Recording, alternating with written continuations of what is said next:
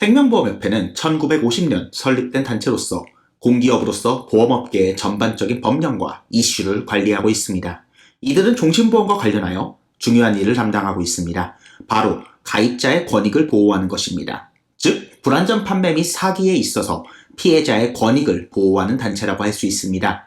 금감원 또한 금융범죄를 예방하는 일을 감당하는 기관으로서 보험사의 불안전 판매, 사기 범죄를 막아야 할 책임이 있습니다.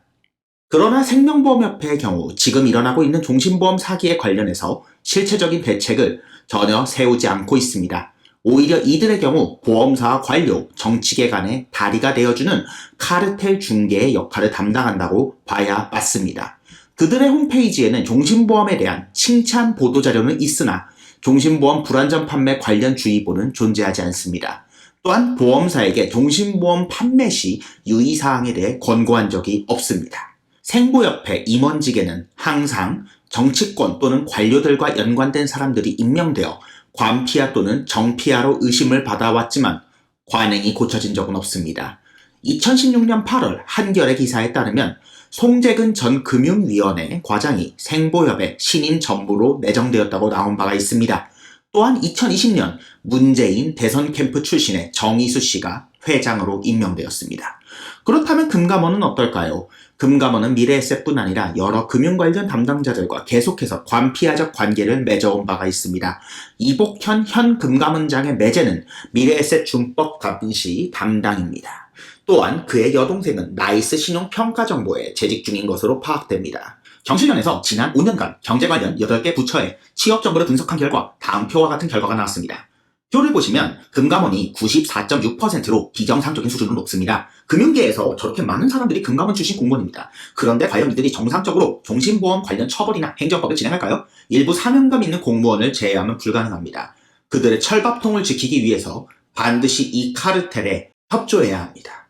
금감원은 늘 소비자 경보 발령 외에 어떠한 행정 조치를 보험사에 내리지 않습니다. 이들은 심지어 미스테리 쇼핑까지 진행하면서 판매 실태를 점검하고 있는데요. 점검 결과 심각한 수준으로 불량 영업을 하고 있다고 밝혀졌습니다. 그렇다면 종신보험 부정 판매에 대해 제대로 된 조사와 처벌을 해야 하는데 관련해서 후속 조치는 내려진 적이 없습니다. 형식상 하는 조사로 판단이 됩니다. 한동훈 장관님께서 금융범죄 관련해서 심각하게 다룰 것을 약속한 것으로 알고 있는데 과연 올해 중에는 사기 범죄 관련하여 무언가 새로운 일이 일어날까요?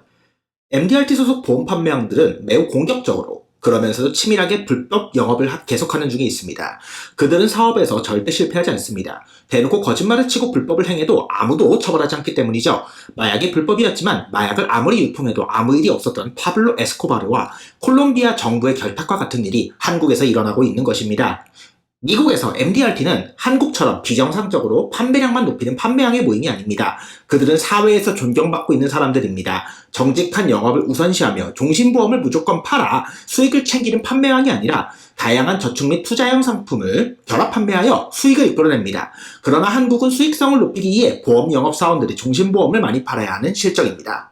다만 이 과정에서 저축형 수익 상품이라는 거짓말을 하는데 여기 당한 피해자가 수십만 명에 육박합니다. 사실 해외 MDRT들과 달리 국내 MDRT 판매왕들은 어떤 애널리스트 교육을 받은 것도 아니고 금융계 전문 종사자 출신이 아니기 때문에 사실은 잘 모릅니다.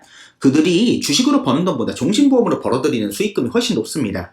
그래서 인스타그램에 화려한 수익 그래프와 명품 사진으로 도배를 해서 사람들을 유혹하는 것입니다. 또는 기부, 봉사, 종교적 글로 위장하는 경우도 많습니다. 여기서 재미있는 사실은 한국 MDRT 숫자인데요. 미국과 한국의 경제 규모를 비교한다면 고가의 종신보험에 가입할 사람은 많지 않습니다. 근데 왜 한국 MDRT 판매량은 이렇게 매년 쏟아질까요? 이들이 사기를 쳐서 고액의 보험을 수익 상품으로 위장하여 많은 사람에게 팔았다는 반증입니다.